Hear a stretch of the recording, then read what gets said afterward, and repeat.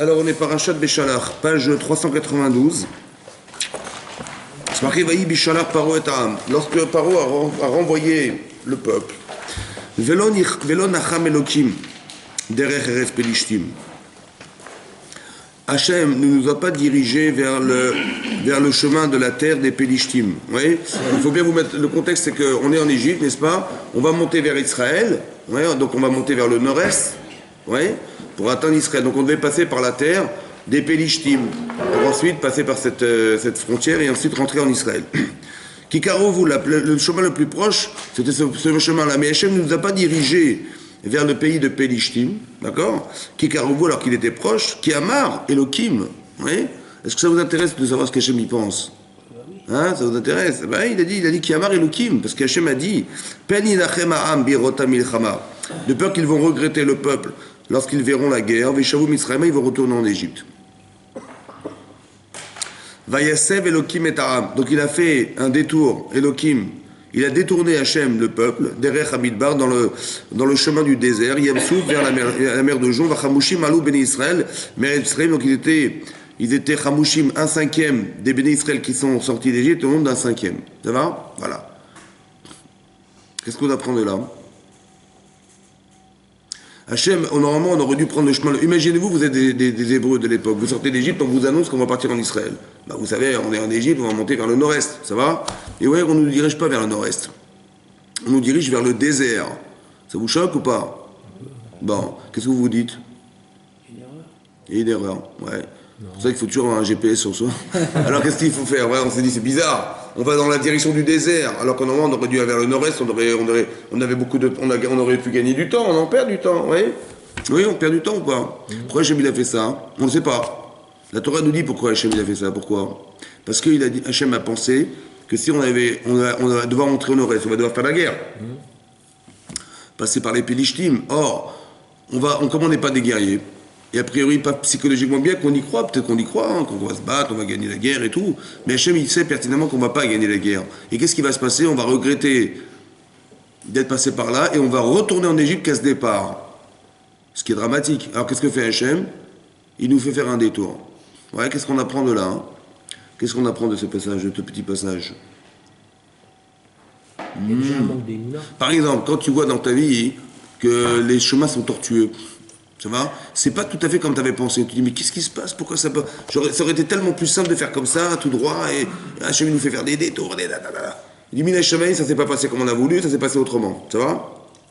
C'est marqué là, hein, parce que psychologiquement, on n'était pas prêt à affronter ce qu'on devrait affronter plus tard. Alors Hachem, il nous fait des détours. Il faut se rappeler toute sa vie que quand ça marche pas du premier coup, c'est pas qu'on n'a pas le mérite ou que ça aurait dû, normalement la bracha, ça aurait été que ça marche tout droit. Hachem, il nous protège. Vous comprenez? Qu'il sait pertinemment qu'on n'est pas capable de confronter une situation et que si on va la confronter, ça va être pire que si on va l'éviter. Alors Hachem, il nous fait passer par des chemins un peu différents, qui sont beaucoup plus longs parce qu'on va passer 40 ans dans le désert. Normalement, on aurait dû rester 1 an dans le désert. Oui, mais comme on a fauté, etc., ça a duré 40 ans, cette génération a disparu, et c'est la génération qui est suivie qui est rentrée en Israël. Mais il en reste que le fait qu'on nous ait détourné d'un chemin évident au départ, c'est clair que c'est parce que, psychologiquement, on n'était pas capable de surmonter ce qu'on devrait affronter plus tard. Alors, comme on n'est pas prêt à l'affronter, alors Hachem nous fait faire un détour. Ça veut dire que quand on ne vit pas des choses comme elles ont été pensées au départ par nous-mêmes, c'est que il y a une raison derrière. Ouais. Et on apprend ici, Amar Elohim, Hachem a dit, Peni Nachem Ha'am, de peur qu'ils vont regretter le peuple de devoir faire la guerre, ils vont retourner en Égypte. À quoi ça sert, dit Hachem, qu'on ait fait l'épée d'Égypte? Ça a duré 1 an, avec tout ce qui s'est passé à la sortie d'Égypte, pour qu'au final, on retourne à la case départ sous prétexte qu'on n'est pas construit. Qu'est-ce que fait Hachem? Il dit, on va faire un détour. On va faire un détour qui est pire pour nous, mais qui est pire pour nous dans la conception qu'on a du pire. Mais en vérité, qui était bon pour nous. Ça va? Donc on sort d'Égypte, qu'est-ce que se passe? La Torah nous dit que Paro, il va regretter de nous avoir laissé partir. D'accord? C'est marqué, Vaïdaber Hachem et Moshe, donc par le Bnei Israël, donc il a demandé à Hachem, donc je tourne la page 394, Vaïdaber Hachem et Moshe est mort, donc d'Aber el Bnei Israël, Vayashuvu Yachanu Lifne Piachirot, Ben Amigdol ou Ben Hayam, que s'installe les Bnei Israël qui campent devant Piachirot, donc c'est un endroit, Ben Migdol Ben Hayam, entre une tour et la mer, L'ifne Baal Séphon, devant le Baal c'est une idole Tsaphon du nord. Mais dans le Baal Tsaphon, c'est quoi le Baal Tsaphon? Vous savez ce que c'est que le Baal Tsaphon? Ben, c'est le Sphinx. Ouais, le Sphinx, ce monument-là, avec le nœud cassé, là, c'est le Sphinx, c'est le Baal Tsaphon qui est orienté vers le nord. Ça va? Donc ils vont camper devant la mer. Amar Paro l'Ifne Israël. Ouais, Amar Paro, donc dit à Paro, l'Ibne Israël Nebuchim Baret, Sagar el Midbar. Il sait qu'ils sont perdus parce qu'ils sont bloqués par le désert. Il dit Vechizakti et Lev Paro. Et Hachem dit j'ai endurci le cœur de Pharaon vers Adaf Arareem et il va les pourchasser. Veichabda be Paro. Je serai honoré, dit Hachem, par Pharaon. Ou Bechol Chelo, par toute son armée, Veidou Mitzrayim Kani Hachem et Asuchem. Donc Hachem il endurcit le cœur de Pharaon, il va leur courir après, mais Hachem dit je vais être honoré par ce que je vais faire, grâce à Pharaon et grâce à son armée. Donc quand on a été raconté à Paro, au roi d'Égypte, que le peuple s'était sauvé, son cœur s'est retourné, il s'est renversé, d'accord? Et celui de ses serviteurs, Veyomrou, ils ont dit Mazot Asinu, qu'est-ce qu'on a été faire qui shilachnu et Israël meovdenu, d'avoir laissé partir d'Israël alors qu'ils nous servaient.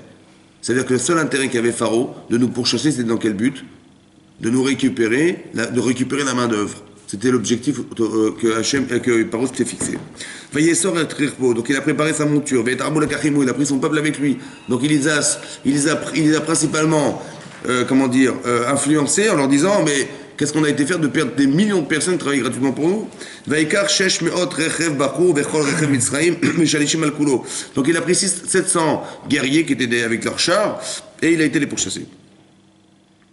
Donc Hachem a endurci le cœur de Pharaon. Alors qu'ils étaient sortis la main haute.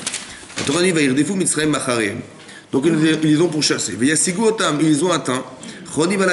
Campant sur la mer. Donc ils étaient plantés là-bas, installés devant le Baal Séphon, devant le Sphinx. Où Paro écrivent. Et donc Paro s'approche. Mais Rachi explique que c'est Paro qui les convainc. Ouais, c'est lui qui part, mais eux ils ont peur. Donc il les convainc qu'il faut avancer. Veissou ben Israël et Tenehem. Donc les Israël ont levé les yeux. Veine Mitzraim noseh acharehem. Et ils ont vu que les Égyptiens voyageaient derrière eux. Vayireu meod. Ils ont eu très peur. Veizarakou ben Israël à Hachem, ils ont crié fortement vers Hachem. C'est-à-dire, ils ont prié. La saraka, le cri, c'est une prière. Vayomrou el Moshe, ils ont dit à Moshe, Amibli en gvarim et mitzarim amutem amidbar. Est-ce qu'il manquait des cercueils dans l'Égypte pour que tu nous aies pris, pour qu'on meure dans le désert? Ouais. Mazot asitananu. Qu'est-ce que tu nous as fait? Léotienu Israël de nous avoir sortis d'Égypte. Allo zerdavar asher dibanu elecha, c'est ce qu'on t'avait déjà dit. Ouais. Les Misraïm en Égypte, les morts. Chadal mimenu. Disparaît de nous. Ça va? Vedaravda et Israël, laisse-nous travailler pour l'Égypte. Kim tov lanou, il nous est préférable à votre et Misraïm de travailler pour les Égyptiens, mimodou mamidbar, que de mourir dans le désert. Vous voyez ce qu'ils ont dit? Ça va? Sur ce, Vayomer Moshe, hein? Quel était le but que Dieu a fait rendre le cœur dur de Pharaon? Pourquoi il les a laissés finalement partir comme ça, sans ces difficultés Bon, on a fait tout un cours la semaine dernière pour expliquer ce que ça veut dire endurcir le cœur. A priori, c'était pas nécessaire d'endurcir, c'était évidemment comme ça. Quand tu es le roi d'Égypte, Dieu du Nil, tu as des millions de gens qui travaillent pour toi, bien sûr que si Moshe Baron viennent te voir en disant vous pouvez les laisser partir, que tu vas refuser. Ça va? Donc c'est quoi endurcir? C'était pas nécessaire, évidemment qu'il était endurci son cœur. Alors bon, c'est un peu long à expliquer, mais on a déjà parlé de ça, on va pas en faire. À l'occasion. Alors, mais je t'en parlerai si tu veux. Vaïmer Moshe donc Al-Aram, Al-Tiraou. Donc sur ce Moshe dit à Israël, Al-Tiraou n'ayez pas peur, Itziazvou, tenez-vous, droit, ou Rouet Tishuat Hashem, vous allez voir la délivrance d'Hachem, et Hachem Yassela Mayom. Ce que va vous faire Hachem aujourd'hui, qui réitem et Misre Mayom. Si vous voyez encore les Égyptiens aujourd'hui, l'Autosifili Rotam Odolam, vous les verrez plus dorénavant éternam. Hachem Ilachem Lachem, Hachem fera la guerre pour vous, Vatem Trachashon et vous tairez. Ça va? Première chose que je veux comprendre, c'est la réaction du clan d'Israël. Voilà, moi je veux comprendre un phénomène ici. Voilà, il y a des gens qui se sont tournés vers Hachem, ça va, ils ont crié vers Dieu demandant de l'aide. Ça va? Et il y a des gens qui se sont plaints et on dit mais quoi? On t'avait dit de pas sortir. Tu vois, on avait eu finalement raison. On t'avait dit abandonne-nous, oublie-nous, ouais, et non, laisse-nous travailler en Égypte. On veut pas sortir d'Égypte. Ça va? Et tu vois qu'on avait raison. Voilà, maintenant on va mourir.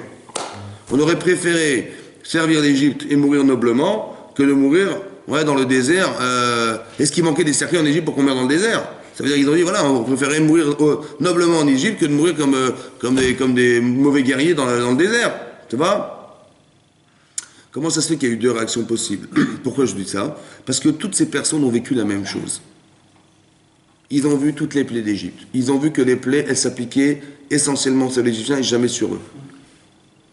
Ils sont sortis d'Égypte.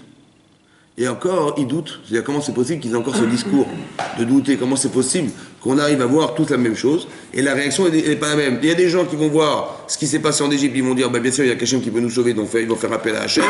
Et il y a des gens qui vont se plaindre auprès de Moshe Rabbeinu en disant, regarde, ils vont nous tuer. Ça va? Ça va? Et on va mourir dans le désert. Mais non. Hein? C'est pas les convertis. Peu importe. Je ne veux pas. Je veux pas essayer de mettre un nom. Je veux essayer de comprendre des phénomènes. Moi, je veux comprendre ce qui se passe dans la tête des gens. Tu parles à des gens. Tu fais vivre des gens une certaine expérience. Et tu vois qu'ils sortent deux choses complètement antinomiques. Comment c'est possible? Voilà, je veux comprendre ces phénomènes. Comment c'est possible que les messages qui sont a priori évidents ressortent carrément inversés alors qu'on a tous vécu la même chose? Comment ça s'explique ça? C'est une question d'Emouna. Hein? Comment ça se construit la Emouna pour arriver à répondre à cette question? La Emouna, c'est pas une réponse. Il faut comprendre, il y a un problème psychique, il y a un problème qui est mal traduit dans la réalité, qui fait que on va se plaindre, ça va? Maintenant, on va manquer d'Emouna, c'est la conséquence. Mais qu'est-ce qu'on a dû faire pour en manquer? Je comprends, on a tous vécu la même chose. Vous imaginez, chaque miracle est extraordinaire. Vous voyez le nid d'encens, vous voyez les grenouilles, vous voyez les sauterelles, je sais pas, le barade, tout explose autour de vous et que vous n'avez rien du tout. Les gens, ils sont immobilisés pendant la Makat Rocher et vous voyez. Bah, c'est pas possible, vous devez revenir votre robinet, il y a de l'eau, l'autre il y a du sang. C'est incroyable, comment on peut encore douter? Et comment les gens, ils peuvent avoir un discours pareil, ils disent, mais tu vois, il fallait nous laisser tranquilles, on aurait préféré rester en Égypte que de mourir dans le désert. En plus, c'est faux, parce que, est-ce qu'ils voulaient les tuer, les Égyptiens? Non. Donc le message était faux au départ, ça va? Mais non, juste que... Ouais, il vaut mieux rester devant la porte. On va faire une troupa, quand ça sonne et quand si. Alors, vous avez compris? Voilà, moi je veux juste comprendre ce principe. Déjà, c'est le début du sujet. Ça va comprendre comment ça s'explique. Comment des gens... À part ça, je voudrais aussi comprendre autre chose. Est-ce qu'on peut réfléchir dans cette situation? Voilà, on est bloqué, on est tôt devant la mer. Voilà, devant moi c'est la mer. À droite, à gauche, c'est le désert, et j'entends les galops des chevaux qui arrivent derrière, et ils arrivent. Comment vous traduisez cette situation? Vous ne pouvez pas nager, vous ne pouvez pas vous débrouiller dans le désert, et vous entendez des chevaux, les galops de la meilleure armée du monde qui arrive sur vous, et vous ne savez pas ce qui se passe, mais a priori, ils veulent nous tuer, ça va? C'est ce qu'on a imaginé. Ben, on est pris en étau entre la mer, le désert et les gens qui nous courent derrière. Qu'est-ce que vous allez dire? Dans l'instantané, qu'est-ce que vous allez dire? Hein? En panique. Pourquoi Hachem, il a créé une situation de panique? Pourquoi faire? On voudrait manifestement pas nous faire réfléchir. Non. On doit répondre dans l'instantané. Qu'est-ce qu'il veut Hachem? Qu'est-ce qu'il veut Hachem? Bon. Hein? Maintenant, écoute-moi bien. Attends, eux, ils ont répondu, mais on va mourir dans le désert. Ça veut dire quoi? Quand tu réfléchis 2 secondes avec un peu de recul, tu dis voilà, Hachem, il a fait 1 an de plaie. 1 an de plaie d'Égypte. Ça va? Bon, pourquoi faire pire au final nous sortir d'Égypte? On va sortir d'Égypte, mais que dans 3 jours, on allait tous mourir. Hein? C'est possible, c'est logique, ça chez vous, dans votre tête. Hein? Tout ce qu'il a fait Hachem, c'était énorme, énormissime. Ouais? Et Moshe, il a dit clairement, on va sortir d'Égypte, on va recevoir la Torah, c'était clairement énoncé. Et on arrive au bout de 3 jours, ouais? Et au bout de 3 jours, on va s'imaginer que tout ça, ça n'a servi finalement à rien et qu'on va tous mourir dans le désert. C'est logique ça ou pas? Ça permet de voir qui est-ce qui est vraiment affranchi de l'Égypte intellectuellement, qui est vraiment celui qui est vraiment sorti. Est-ce que tu penses que tu peux réfléchir intellectuellement, Bruno? Est-ce que tu as le temps de réfléchir? Tu n'as pas le temps de réfléchir. Donc qu'est-ce qu'il veut Hachem? Qu'est-ce qu'il veut Hachem? Préparé au prochain miracle. Une confiance aveugle. Mais tu te rends compte la panique qu'il y avait derrière là? Les gens ils se sont plaints, ils ont dit des choses qui sont effroyables, c'est marqué quelque chose. Il dit mais qu'est-ce que on n'aurait jamais dû sortir? On t'avait dit de ne pas sortir, on t'avait dit de nous laisser. C'est-à-dire c'est fort ce qui se passe là, c'est très fort. Mais qu'est-ce que ça révèle? Qu'est-ce que ça révèle pour vous? Quand il vous arrive des situations de vie, ouais, où vous devez répondre dans l'instantané, ça veut dire quoi pour vous? Pourquoi il faut répondre à... Hein? Il veut savoir. Que? Il veut savoir la réaction. Que? Il veut rien savoir du tout, parce qu'il sait tout Hachem. Qu'est-ce qu'il fait? Qu'est-ce qui se passe? Est-ce qu'on a dit souvent répété? Hachem, il veut rien savoir. Rappelle-toi toute ta vie, une fois pour toutes, Hachem, il a besoin de rien savoir. Il veut te faire savoir. Quand il t'arrive un truc dans ta vie, il dit, ah tiens, comment Mickaël, il va réagir? On va voir comment il va réagir, comme si qu'il ne savait pas. avant que tu naisses, et 150 ans après la fin du temps, et Hachem il sait tout, ça va? Donc il n'a pas besoin de savoir Hachem. Donc tout ce qu'Hachem nous envoie, c'est simplement pour nous faire savoir quelque chose de nous. Il faut prier. Qu'est-ce qu'il veut nous faire savoir Hachem? Alors Hachem, premier enseignement, je pense comme ça, écoute. Il veut nous faire savoir qui on est vraiment. S'il n'y a que dans l'instantané que tu sauras vraiment qui tu es. Parce que si tu réfléchis, tu peux mentir, ou tu peux théoriquement inventer des choses. Mais c'est toi ou c'est pas toi? Non, ça sera toi que dans l'instantané de ce qui se passe. Quand tu réponds à quelque chose dans l'instantané, c'est toi. Tu vois, il n'y a pas de cinéma, il n'y a pas de marathon, il n'y a rien. Donc c'est vraiment toi. Donc Hachem, il crée des situations où on n'a pas le temps de réfléchir pour que nous sachions exactement où on est. Ou bien que tu saches qui sont les autres. Ça va? Tu as vu comment il a réagi? Donc Moshe, il sait exactement qu'est-ce qu'il a en face de lui. Il y a des gens qui ont prié, il y a des gens qui se sont plaints. Les gens qui sont plaints, c'est que, manifestement, tout ce qu'ils ont vécu n'a pas suffi à faire basculer leur émouna. Manifestement. Donc Moshe, il sait, autant que la personne, elle s'élève, quand elle saura après qu'au final la mer va s'ouvrir et tout, qu'est-ce qu'il va dire à Moshe Rabbeinu? Il va avoir honte, il dira j'ai pas été Mahamine, j'ai pas eu la confiance en Dieu qu'il aurait dû. Les autres ils ont prié, nous on n'a pas eu ce réflexe. Ça veut dire qu'on nous a fait savoir qu'on n'a pas eu ce réflexe. Ça veut dire que je sais que je ne suis pas assez construit pour pouvoir réagir à des situations de vie qui m'auraient amené à penser qu'Hachem existe. Je le sais. Voilà. Et quand on a traversé la mer, maintenant on le sait, on a honte, comment on a réagi, comment. Vous avez compris ce qui se passe? Ça veut dire Hachem nous a fait savoir. Pourquoi c'est dans l'instantané? Parce qu'il ne faut pas que tu puisses réfléchir. Et quand tu ne réfléchis pas, c'est là que tu sais qui tu es vraiment.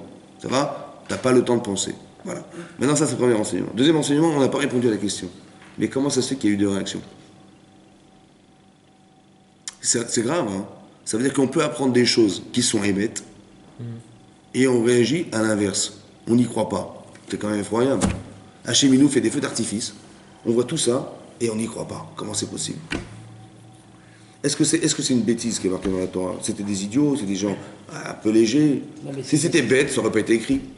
Ceux qui ont des reproches en eux-mêmes, non? Il faut comprendre, qu'est-ce qui se passe, hein? Pour révéler la nature. Quelle nature? Comment quelqu'un il peut voir ça? Il peut avoir une nature à penser l'inverse, que je vois voir. Je mérite pas. Hein? Je veux dire, je mérite pas. Ah. Alors tu te plains pas. Tu mérites pas, tu te plains pas. Ils sont durs à cuire. Est-ce qu'ils ont cru d'abord pour être durs à cuire? Ils ont cru quoi? Ils ont cru pour être durs à cuire. C'est ça le problème. Alors comment ça se passe? Ouais. Alors j'ai pensé comme ça. Vous savez quoi? C'est une grande leçon à apprendre ici. Une grande leçon. Je pense qu'on n'a pas le droit de conjuguer la vie à la troisième personne du singulier. Et de dire, t'as vu Hachem comme il est grand? Hein? T'as vu ce qu'il fait Hachem? T'as vu ce qu'il fait Hachem? D'abord, il a frappé l'Égypte. Paro, il l'a écrasé. Finalement, il y a une justice dans le monde. T'as vu comment Dieu il est juste? Comment Dieu il fait ça? Comment Dieu il est fantastique? Comment Dieu il est ça? Vous avez compris ou pas? Bon, quand je dis ça, est-ce que je m'implique là-dedans, moi? Non. Je dis, il a fait ça, il a fait les plaies, il a fait la plaie du Nil, tu te rends compte, extraordinaire. Regarde comme Hachem il est grand, comme Hachem... Mais moi, je ne me sens pas impliqué dans ce que je vis. Maintenant, j'ai dit, manifestement, Hachem il a fait des choses extraordinaires il y a quelque temps, mais maintenant qu'on a besoin de lui, où est-ce qu'il est, Hachem, alors? Tu es dans la mer, tu entends le galop des chevaux. Alors, Hachem, il est où, Hachem? Alors, tu vois, je t'avais dit, j'en étais sûr. Tu vois, on s'est fait avoir, machin. Pourquoi c'est comme ça? Parce qu'on n'est pas impliqué dans ce qu'on vit. On dit Hachem a fait ça, mais nous on n'est pas dedans. Par contre, si tu dis, t'as vu ce qu'il nous a fait? Tu te rends compte le Nil en sang? Mais c'est incroyable, tout ça pourquoi? Pour permettre à Paro de nous libérer. Ouais, Hachem il nous a fait un reset, mais qu'est-ce qu'il nous a fait pour nous? Après Dam, Sfardé, Akinim, ça a duré 1 an. Ah, ça fait 1 an que tu répètes, tu as vu ce qu'Hachem il fait pour nous? Qu'est-ce que tu fais pendant 1 an? Tu nourris cette conscience. Et quand tu sors d'Égypte, tu dis, là c'est le top du top, là ce qu'Hachem a fait pour nous. On était des esclaves, on est devenus des gens libres. Regarde Hachem ce qu'il a fait pour nous. Donc quand tu l'appliques à toi, le premier réflexe quand tu as besoin de lui, qu'est-ce que tu fais? Tu penses à lui. Vous avez compris la différence? Quand tu conjugues à la troisième personne du singulier en disant, il a fait... ça ne marchera pas forcément pour toi. Par contre, quand tu dis, il m'a fait quelque chose, ouais, j'ai vécu quelque chose grâce à lui, il s'est passé pour moi quelque chose, tu t'appliques la chose à toi directement, tu nourris cette conscience parce qu'il l'a fait pour toi. Il y a de la reconnaissance, il peut y avoir de la crainte, ouais, il peut y avoir plein de choses qui s'organisent, qui font que tu auras dorénavant un réflexe de faire appel à lui quand tu ne pourras rien faire. Ils n'étaient pas sûrs que c'était fait pour eux? Tu peux toujours regarder, encore une fois, en disant, Hachem a fait la justice dans le monde. Baruch Hashem, tu vois. Il a fait la justice dans le monde. Il a finalement puni Pharaon. Il a finalement jugé ces Égyptiens. Il a finalement fait ça. Tu as compris? Sans que ça passe par moi. Je ne suis qu'un moyen, en vérité, de justice. Mais moi, pas forcément impliqué dans ce qui m'arrive. Vous comprenez ce que ça veut dire? On peut vivre de façon complètement extérieure dans sa petite bulle sans être impliqué dans ce que nous vivons. Donc Hachem, il nous parle en permanence, mais on ne prend pas le message pour soi, on le prend pour ce qui se passe. C'est ça qui va permettre de faire que, quand ça ne se passera pas comme il faut, on dira on va se plaindre. Parce qu'on dit, tu vois, je t'avais dit, tu vois, j'en étais sûr. Ouais, finalement, ça s'est pas passé, ça a marché pour eux, mais ça n'a pas marché tout le temps, voilà, Mazal, tout ce qu'on peut s'inventer. Tout ça parce qu'au départ, il y a un problème de lecture. Est-ce que les choses, elles s'appliquent sur toi ou elles ne s'appliquent pas sur toi? Tu vis quelque chose, tu devrais dire merci à Hachem, ça va? Par exemple, un exemple très simple, vous allez comprendre. Un jour, Hachem a dit à Avraham Avinu, ouais, tu vas prendre ton fils et tu vas le sacrifier. Ça va? Bon. Tu vas prendre ton fils que tu aimes, ton unique enfant, etc., tu vas le sacrifier. Et Rachid expliquait pourquoi. Parce qu'un jour, Avraham Avinu, quand il a fait un Mishté Gadol, il a fait un grand festin. Ouais, un grand festin lorsqu'il a sauvé son fils, Isaac avait 2 ans. Il a fait un grand Mishté, il a invité Mishté Gadol. Un festin énorme. Mais pas qu'il a fait a priori un grand festin, Gadol, parce que les gens qui étaient présents étaient des Gdolim. Il a invité des rois, le roi d'Égypte, le roi de... Il a voulu faire un coup de pub en fait. Ça va? Montrer au monde entier, en passant par les grands dirigeants du monde, que Hachem existe à travers son enfant. Ça va? Il a fait Kiddush Hachem. Mais dit là-bas le Satan, ouais, Satan il dit à Hachem, mais dis-moi, quand Avraham il a fait ce grand festin, il t'a pas amené de korban? Il t'a pas remercié? Ça va? Il dit, mais si, tu vois la preuve, tu crois qu'il a fait tout ça parce que son fils était né, il a fait pour son fils, non, il a fait pour moi, la preuve, je lui ai demandé de le sacrifier, tu verras qu'il va le faire. Donc au final, pourquoi il a dû amener son fils? Parce que quoi? Parce qu'il y a 35 ans en arrière, il n'a pas amené un korban. Ça va? Un animal. Maintenant, il va amener son fils à la place. C'est ce qui est marqué dans Rashi. Au final, il n'amènera pas son fils, il va amener un sacrifice, c'est vrai, il va amener un bélier. Mais au départ, l'idée c'était d'amener son fils ou pas? Mais vous comprenez quelque chose là-dedans, vous? Hein, vous comprenez ou pas? Comment c'est possible qu'il devait amener un animal? On lui dit, ah, t'as pas amené l'animal? Tu vas amener ton fils, mon chéri. Vous comprenez quelque chose? Combien ça coûte un animal? Combien ça coûte un petit billet? Allez, 300 €. Combien son fils il coûte? Il y a une commune mesure entre les deux choses. Tu dis sacrifier ça contre ça, mais ça n'a aucun sens. Donc, qu'est-ce que veut dire Rashi? Qu'est-ce qu'il y a marqué dans le Midrash? Ça va? Qu'est-ce que ça veut dire d'amener son fils à la place d'un korban qu'il aurait dû amener un jour? Ça va? Est-ce que vous comprenez ça? Vous comprenez? Moi, je comprends pas. Alors, j'ai dit comme ça. Mais non, vous savez comment on va essayer de comprendre? On va inverser. Si Hachem, qui est logique, il a pensé qu'il devait amener son fils à la place du korban, c'est que son fils, il valait la valeur du korban. Donc, le korban, il valait combien? Pas comme nous on croit, il valait 300 €. Il valait combien? Il valait son fils. Ce qui est énorme. Comment ça se comprend, ça? Alors, j'ai pensé comme ça. Tu sais quoi? C'est possible que la femme d'Avraham, elle soit stérile pendant toutes ces années, pour qu'un jour il arrive à dire merci sincèrement. Ta femme était stérile. Ils ont pleuré tous les deux pendant des années pour avoir des enfants. Ils ont eu Israël. Ils ont eu. Qu'est-ce que le premier réflexe? Tout ça, ça a été fait pour que tu dises un jour merci. Maintenant, tu as fait un gros coup de pub et tout, que la cavode, hein. Mais la relation verticale avec Hachem, elle est où? Elle n'existe pas. Vraiment.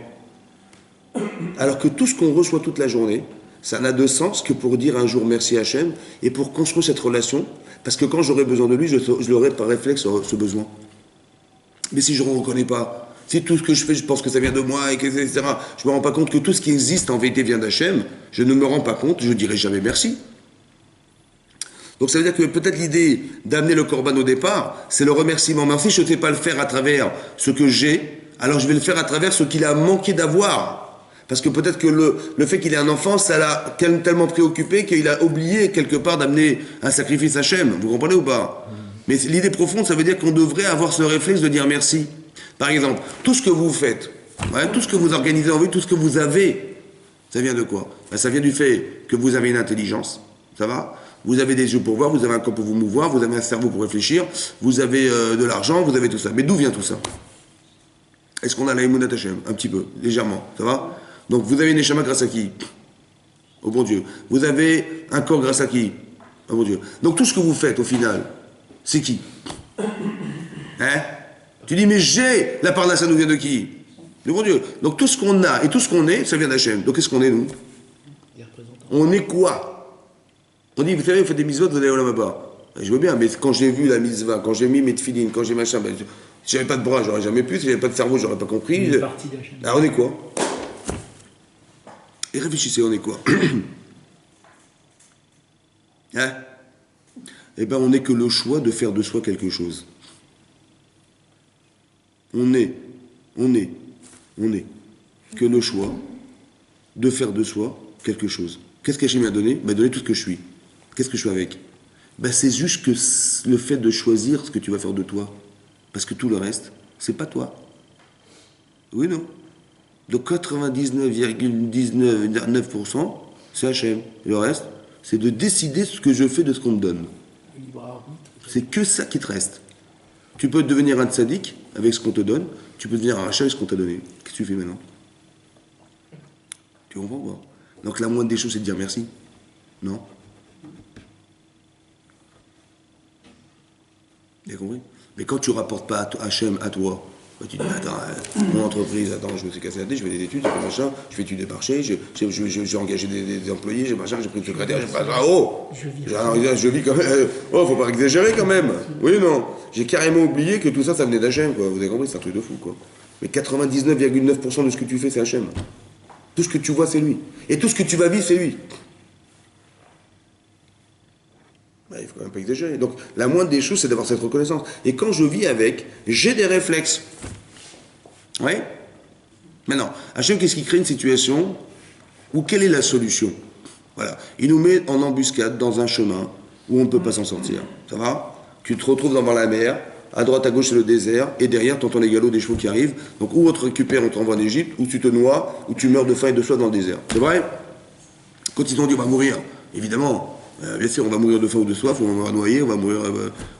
On pensait qu'on allait nous tuer, ça va? Et, premier réflexe, évidemment. Mais quelle est la solution alors? Qu'est-ce qu'on fait? Bah, tu veux te battre, tu sais pas te battre, t'es pas un guerrier. Tu veux nager, bah t'as pas de bouée, ouais. Ok, bon, on va prier Hachem, ça va? On va lui demander quoi? Qu'est-ce que tu veux lui demander? Puisque tu ne peux rien faire, qu'est-ce que tu veux qu'il te fasse? Hein? Mais quoi? Ah, vous allez avoir des ailes, vous allez voler. Vous allez avoir des muscles comme ça, hein, vous allez devenir aquatique. Qu'est-ce que tu veux demander à Hachem quand tu peux rien faire?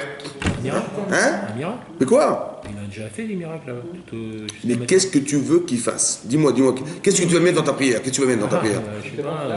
Quand tu peux rien faire, il t'arrive dans ta vie, des fois t'es bloqué. Tu te rappelles? Il y avait des histoires comme ça. T'es bloqué. Il t'arrive un truc, le client veut signer, finalement non. Tu te rappelles, Michael? Ouais?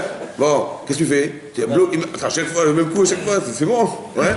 Qu'est-ce que tu fais? Tu vois bien qu'il t'est bloqué. Qu'est-ce que tu fais? Montre-moi le bon chemin. Hein? Je te demande de montrer le bon chemin. Je ne sais pas quel est ce bon chemin. Amène-moi vers le bon chemin. C'est vrai, c'est vrai.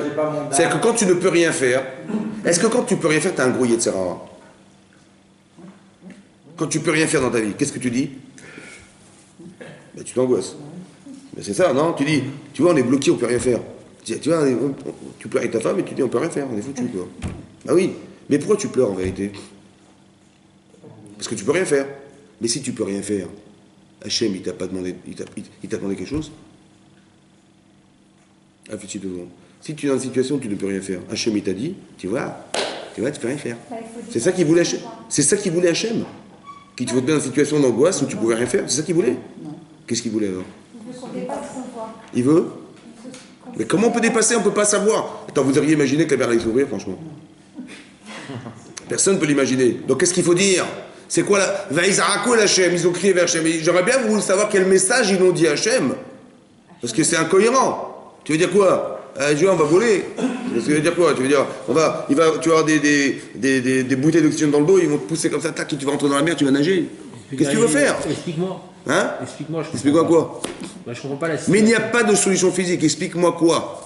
Tu veux monter sur la Lune? Tu veux faire quoi? Il n'y a pas. Tu veux nager? Tu n'es pas aquatique. Tu vas dans le désert? Tu n'es pas équipé pour te vivre dans le désert. Qu'est-ce que tu veux faire? Qu'est-ce que tu expliques quoi? Il n'y a rien à expliquer. T'as compris? Alors qu'est-ce que tu fais? Hein? Tu pleures, voilà. Ou alors tu vas te plaindre, tu vas dire, ah, tu vois, on va mourir. Tu vois, la réaction physique, elle est comme ça, tu vas mourir, bien sûr. Mais c'est faux, c'est pas possible. Hachem, il t'est pas sorti dans le désert. Il t'a pas sorti d'Égypte pour que tu meurs 3 jours plus tard. Prépare-toi. Hein? Prépare-toi. À quoi? À anticipe. Avant d'arriver devant la Anticipe mer. de quoi tu ne peux Avant rien d'arriver devant faire. la mer, anticipe. Tu ne peux rien faire. Mais crier quoi, dire quoi? Prier quoi, dire quoi? Je prie. Je prie quoi, je dis quoi, Hachem? Je suis en face d'Hachem, je lui demande quoi? Sors-moi de là. Sors-moi de là. Hein? Il y en a un qui a Alors justement, c'est marqué, il y a marqué, il y a trois. Dans la Torah, c'est marqué quoi? Dans la Torah, c'est marqué quoi? Hein? Ben, ils ont crié vers Hachem. D'accord? Et donc ils ont prié Hachem, de tout leur cœur. Dans le Midrash Rabbah, ouais, c'est marqué quoi là-bas? Ouais. Il y a un Midrash Rabbah dans Teilim, qui dit, dans le Hallel, c'est marqué dans le Hallel, oui, il est marqué Ra'a Ayam Vayanos, dans le Hallel.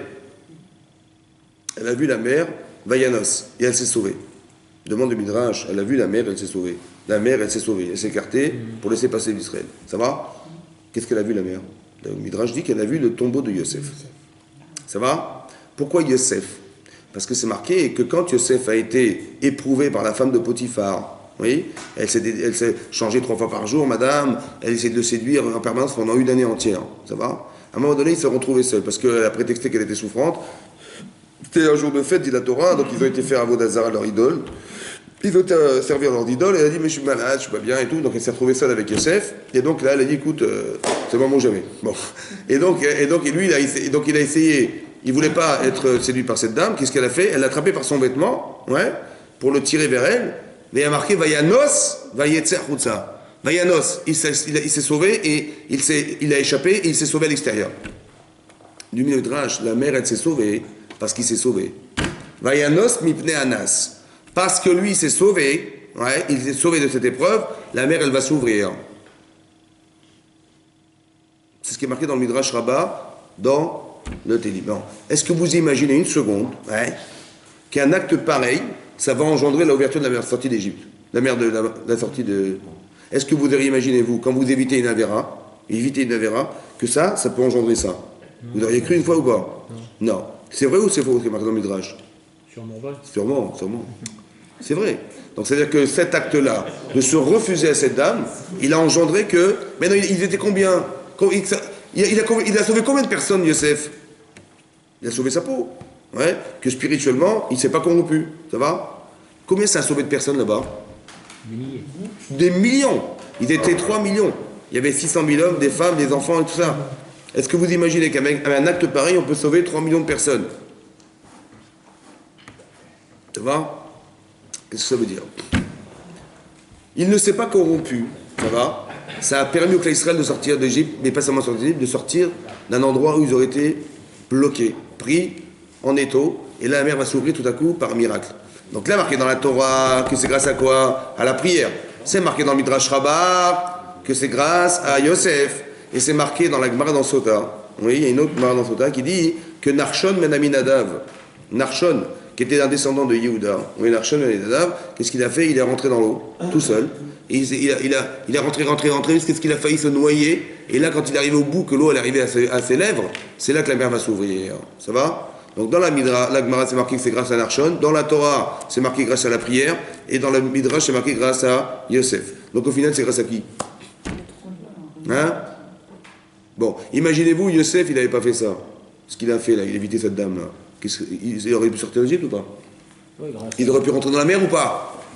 Narshon, il serait rentré dans l'eau, ça aurait marché ou pas? Il faut toujours réfléchir.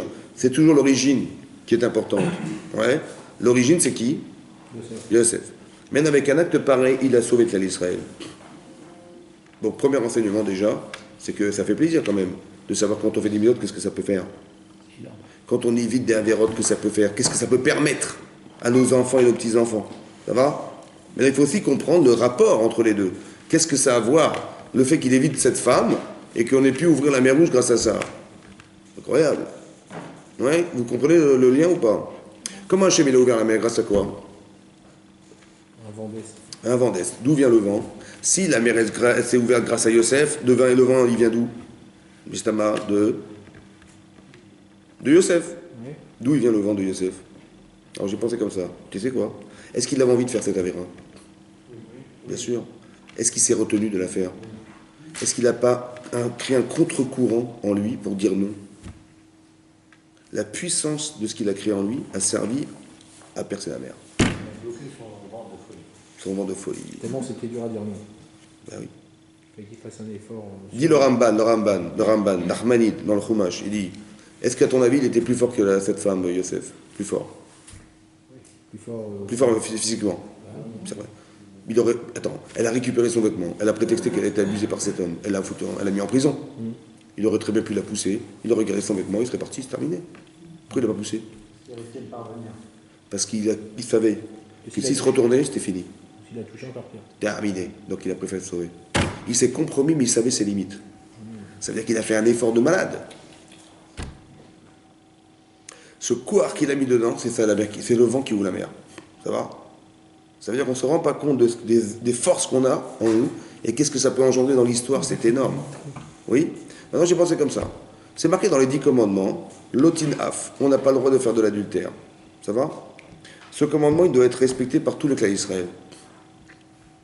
Peut-être que ce commandement a un sens, parce qu'un jour, un homme comme Yosef, il a respecté à l'extrême cette limite-là.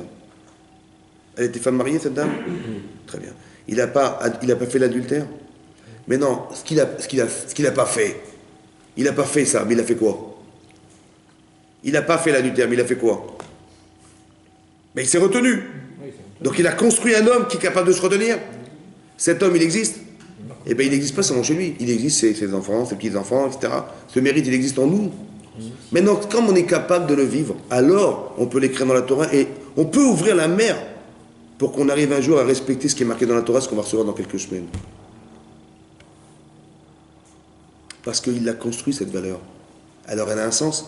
Alors ça vaut la peine qu'on ouvre la mer pour qu'il la respecte. Vous comprenez ce que ça veut dire, ça? C'est-à-dire que tout ce que vous construisez dans vous-même, ça vaudra la peine d'être vécu un jour par vos enfants ou vos petits-enfants parce que vous avez mis la graine. Et un jeune, il va faire des nicemes incroyables pour que ça puisse se vivre un jour parce que vous l'avez construit par vos efforts. Vous avez été contre nature. Vous avez fait quelque chose qui est de l'ordre de la moralité, de ce qu'un homme doit respecter. Ça va? Et ça, vous l'avez construit parce que vous avez dit non. Et dire non, c'est plus révélateur, pour moi, que de dire oui à une mitzvah. Quand vous faites une mitzvah, vous ne savez pas l'intensité que ça peut avoir derrière. Mais quand vous dites non à une avéra, c'est beaucoup plus fort l'avéra, dans l'intensité émotionnelle. La mitzvah, c'est je sais que je dois faire, je vais faire un effort. Mais quand vous devez faire éviter une avéra, c'est beaucoup plus dur. Et là, c'est là que vous allez construire, à muscler quelqu'un d'autre chez vous, qui est la personne qui va dire non. Mais la personne qui dit non, c'est la personne qui veut dire oui à la mitzvah et non à l'avéra. C'est vrai ou pas? Oui? Donc vous avez réussi à dire non à l'avéra et vous avez construit, vous avez accouché d'une personne qui est capable de dire non à l'avéra. Elle existe cette personne, ça va? Ça peut ouvrir la mer rouge. C'est ça qui est marqué. Narshon, il a eu la force, parce que Yosef, il a eu la force. Vous comprenez? Tout ça, c'est sous-jacent d'une réalité qui a été construite un jour. Très important de comprendre ce phénomène. Oui? Que ce que vous êtes, en fait, n'est que... Ce que vous allez engendrer n'est que la continuité de ce que vous êtes. Vous avez des enfants, des petits-enfants, etc. Mais ils vont pouvoir, on va dire, ils vont pouvoir tirer leur énergie de ce que vous avez construit. La mer va s'ouvrir des mille ans plus tard grâce à ça. Vous comprenez ce que je veux dire? Voilà. Mais c'est très important de comprendre qu'au départ, c'était ça. Donc ça veut dire qu'il y avait deux écoles, entre guillemets, il y avait deux façons de voir. Soit je m'applique les choses, soit je m'extériorise. Quand je m'extériorise, je veux le savoir dorénavant. Vous allez voir que mon discours va changer. Parce qu'il va arriver une situation de vie où je ne saurais pas quoi faire et je vais me plaindre. Je vais rien, et l'autre bon Dieu, ce qui nous arrive, je vais me plaindre. Donc ça veut dire que j'ai bien compris un principe fort, que tout ce que Hachem me donne, en fait, je le prends pour les autres ou ça me traverse. Simplement, ça me traverse. D'ailleurs, je ne réfléchis pas à tout ce qui m'arrive, je ne suis pas forcément reconnaissant, je ne nourris pas une relation très étroite avec Akadosh Baruch Hu dans ma vie. Donc c'est normal, quand je prie, je m'efface, je m'évade, évidemment, parce que je n'ai pas construit cette relation. Donc je ne me rends même pas compte à qui je parle. Donc tout de suite, j'ai d'autres préoccupations, ça s'envole. Vous avez compris ou pas? Donc c'est très important de comprendre ce phénomène. À part ça, qu'est-ce qu'on va dire à un jeune dans des situations pareilles puisqu'on ne peut rien faire? Qu'est-ce qu'on va lui dire? Alors j'ai pensé, on va dire comme ça. Rappelle-toi, toute ta vie, c'est comme ça. Quand tu ne peux rien faire, Hachem, il ne te demande rien. Parce que tu ne peux rien faire. Il ne te demande pas non plus de dire, ah, tu vois l'angoisse, on ne peut rien faire, mais comment on va s'en sortir, on ne peut rien faire. Mais non, il comprend bien une chose. Si Hachem existe, et Hachem a réfléchi, Hachem, il a réfléchi à ce qu'il a fait. Hachem, il est sorti d'Égypte. Est-ce qu'il a réfléchi, tiens, je vais les mettre dans une embuscade, devant la mer, à droite, à gauche du désert, et les gens égyptiens qui arrivent derrière. Qui c'est qui a endurci le cœur de Pharaon? C'est Hachem. Donc ils arrivent. C'est lui qui a endurci, donc c'est lui qui les fait venir. Donc si c'est lui qui a fait venir, c'est lui qui a créé. Donc qu'est-ce qu'il veut Hachem? Il veut que quoi? Qu'on s'angoisse? Non. Il te crée des situations de vie où tu ne pourras rien faire. Tu sais pourquoi? Parce que dans ta vie, tu vas te construire. Mais quand tu vas te construire, tu vas faire une fois c'est toi, une fois c'est lui. Ouais. Ou même quand c'est toi, c'est aussi lui. Mais quand est-ce que c'est complètement lui? Pratiquement jamais dans ta vie. Oui ou non? Mais quand ça sera lui complètement, et que tu ne peux rien faire, ça sera lui à 100% ou pas? Moi, quand je travaille, je parle au client, machin, donc, bon, bah, je dis merci Hachem, le client il a accepté le contrat, on a signé, c'est bon. Donc il y a une partie de moi, une partie de lui. Mais en vérité, il y a sûrement moi. Mais quand est-ce qu'il n'y a jamais moi? Et quand est-ce que c'est lui complètement à 100%? Quand tu ne pourras rien faire. Tu sais ce que tu vas faire? Tu ne vas pas t'angoisser. Quand tu ne pourras rien faire, tu diras, vas-y, je te laisse faire. Vaïzarakou Hachem. Tu vas dire, écoute, j'ai compris, je ne vais pas besoin de m'angoisser. Hein. Parce que je vois bien que c'est toi qui l'as. Je crois en Dieu. Donc j'ai bien compris qu'Hachem m'a mis dans une situation où je ne pouvais rien faire. Donc il m'invite à lui dire, vas-y, Bechavod, je te laisse faire. Et là, il va faire un truc. Que puisqu'on ne peut rien faire, ça pourrait être que lui. Est-ce que vous comprenez ça? Il n'y a aucune solution physique. Tu ne rentres dans la mer, tu vas te noyer. Tu vas dans le désert, tu vas mourir de faim. Tu vas te battre, tu ne pourras pas te battre. Il n'y a aucune solution physique. Donc quand tu verras qu'il n'y a pas de solution, et tout à coup, tiens, il y a un type qui te téléphone, tiens, la mer, elle s'ouvre devant toi, la mer. Ah, c'est le bon Dieu, ça. Vous avez compris, quoi. C'est lui à combien de pourcents? À 100%. Tu as eu la chance de voir Hachem à 100% que la Kavod. Mais derrière, il y a un gros Yitzhara, hein, je vous assure. Hein. Parce qu'il faut y croire. Mais maintenant que vous le savez, que l'ouverture de la mer Rouge, ce n'est qu'une expérience pour dire à Hachem dans ta vie, vas-y, je te laisse faire. Il faut être capable de le dire, ça. Tu comprends ou pas? Parce qu'en général, on n'y croit pas vraiment, on n'y croit pas assez. Mais qu'est-ce que c'est? C'est de dire, de comprendre, que maintenant que tu vas le voir, quand tu vas voir la mer s'ouvrir, et tu vas rentrer dans la mer, et on va te courir derrière, et tu vas avoir peur, ça va? Et que la mer va se renverser sur les Égyptiens, et que tu vas voir mettre à tes fatayam, là tu vas faire la shira. Là tu vas chanter. Ça va? Parce que là c'est du 100%. Vous avez compris ce que je veux dire? Que la Emouna à 100%, elle est provoquée par une situation où effectivement on est dans du 100%. Ça veut dire que quand tu vas construire cette relation avec Hachem qui va être très très forte, il faut qu'on passe par une situation où tu ne pourras plus rien faire. Et là tu vas faire appel à lui. Et c'est quand tu vas faire appel à lui que tu vas lui dire, écoute, j'ai compris. Donc comme moi je peux rien faire, la solution n'est pas de moi, donc je te laisse faire. Et là Hachem va dire, super, donc je vais pouvoir faire. On va dire comme ça, on a le mérite qu'Hachem il fasse pour nous quelque chose à 100%. Ce qu'il fait tout le temps en vérité, mais on ne se rend pas compte. Mais s'il y a une solution? Il ne faut pas qu'il y en ait. Mais s'il y en a une, S'il y en a une, ça veut dire qu'on te laisse, vas-y, rentre dedans. C'est toi qui. On te demande d'agir. Mais quand tu vas agir, tu vas te construire. Mais à un moment donné, Hachem, il va vouloir que tu dépasses ce que tu es capable de faire. Qu'est-ce qu'il va faire Hachem? Il va te mettre dans une situation où tu ne pourras plus rien faire. Et là, tu es bloqué. Qu'est-ce que tu fais? Soit tu t'enterres, soit tu dis, tu comprends? Soit tu t'enterres. Donc là, ça arrive à dire, ah, tu vois, comme ils ont dit, là, on va tous mourir. Ou alors, tu dis, ben écoute, j'ai compris. Comme dans la sortie d'Égypte, que quoi? Que quand je ne peux rien faire, je laisse Hachem faire. Vas-y, je te laisse faire. Et là, Hachem, il va voir la mer, on va prier, bien sûr qu'on va, dans l'émotion, on va demander à Hachem très fortement. Mais quand tu vas demander à Hachem, vas-y, je te laisse faire. Je ne sais pas ce que tu vas faire, parce que je ne sais pas. Dis, ah tiens, qu'est-ce qu'on va chercher? On va essayer de réfléchir. À quoi? Tu vas dire à quoi? Il n'y a rien. Donc tu vas le laisser faire. Et là, tu vas voir que ce que tu vas voir, ça peut être que lui. Vous comprenez? C'est ça la Emunat Hachem. C'est pas simplement de croire en Dieu.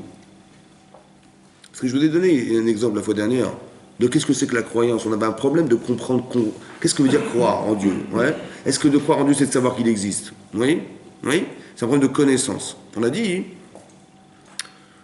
que quand on est surpris en train de faire une avéra, qu'est-ce qui se passe?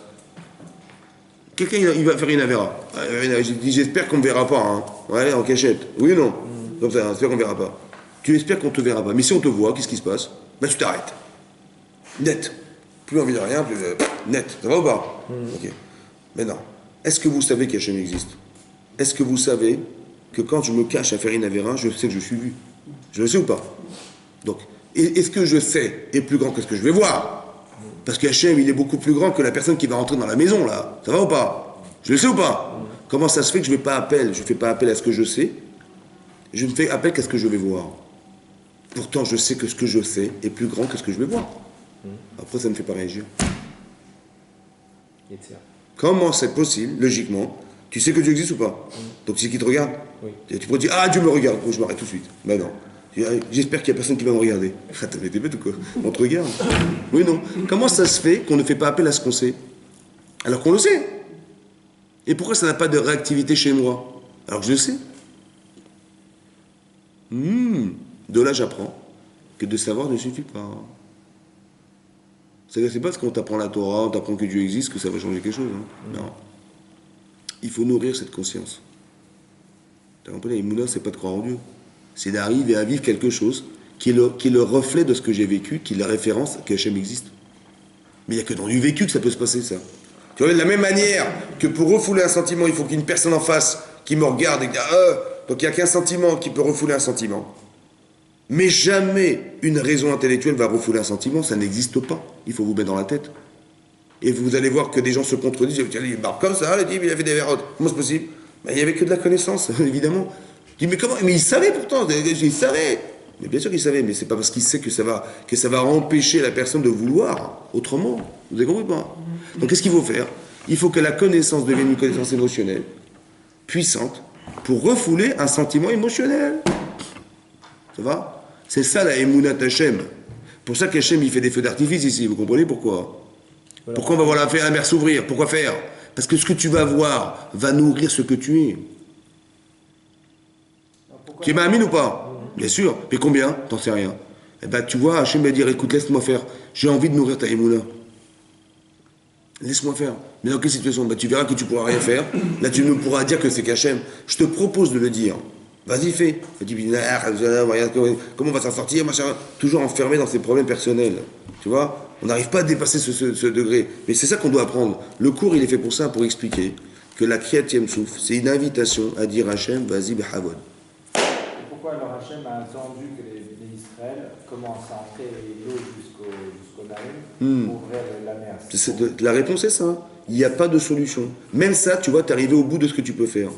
Là, après, c'est fini, tu vas te noyer. Donc, tu es arrivé au bout de toi-même. Tu vois? Il y a des situations de vie où tu vois que quand tu ne peux plus rien faire, tu t'abandonnes. Et c'est là que ça t'arrive. T'as jamais remarqué ça? Tu fais un truc, tu vas aller, on va essayer ça, à la fin, tu dis, écoute, il n'y a plus de solution. Allez, on arrête. On abandonne. Et c'est là que ça sort. T'as vu ou pas? Pourquoi c'est comme ça? Parce qu'Hachem, il voulait que tu vois que c'était lui. C'est un sroud, c'est un mérite, ça. C'est un grand mérite. T'as un gros Yetzirah derrière, hein, parce qu'il faut y croire. Hein. Mais c'est parce qu'il y a un grand Yetzirah qui derrière, il y a une chose énorme. C'est évidemment comme ça. Sinon, ça ne sert à rien. Le Yetzirah, mauvais penchant, c'est un révélateur. Ça va? C'est le baromètre de la situation de vie que tu vis. Quand tu vois que le Yetzirah, il est très très fort, c'est que tu as énormément à gagner. Et quand tu vois qu'il est faible, c'est que tu n'as rien à gagner. Laisse tomber, c'est pas pour toi. Ça va? Ça ne te parle pas. Peut-être pour un autre, mais pour toi, non. Donc quand tu vois que le Yetzirah, il est virulent, c'est que tu touches à un but. Alors là, il faut le comprendre, ce principe, tu vois, et de voir qu'ici aussi, il y a un grand Yetzirah, on va tous mourir, là, on va se noyer, on va mourir. Qu'est-ce qu'on veut qu'on fasse? On va nager, qu'est-ce qu'on va faire? On va se sauver. Et bien, cette situation de vie a été organisée pour qu'on arrive à nourrir consciemment une Emunat Hachem. Ça va? C'est ça qui est marqué juste après, ouais, que la mer va s'ouvrir. Oui? C'est marqué qu'Hachem, il a pris un rouar kadim, un vent d'est, il a percé la mer. Veifkar, il a ouvert la mer en deux. Ça va? Qu'est-ce qui est marqué? Le vent. Donc le vent, il a percé la mer. Qu'est-ce qui s'est passé? Donc la mer s'est écartée. Qu'est-ce qu'on avait à droite et à gauche? Choma. Il est marqué Choma. C'est quoi une Choma? Une muraille. Miminam ou Misebolam. Ça va? Il y avait une muraille d'eau à droite et à gauche. Et nous, on est rentré dans la Torah, Betoch Hayam. Ça veut dire quoi Betoch Hayam? Dans la mer, Bayabasha, sur la terre, sèche. Yavesh. On est rentré d'abord dans la mer sur la terre sèche. Et plus tard, c'est marqué qu'on était sur la terre sèche dans la mer. Pourquoi on a inversé ce langage?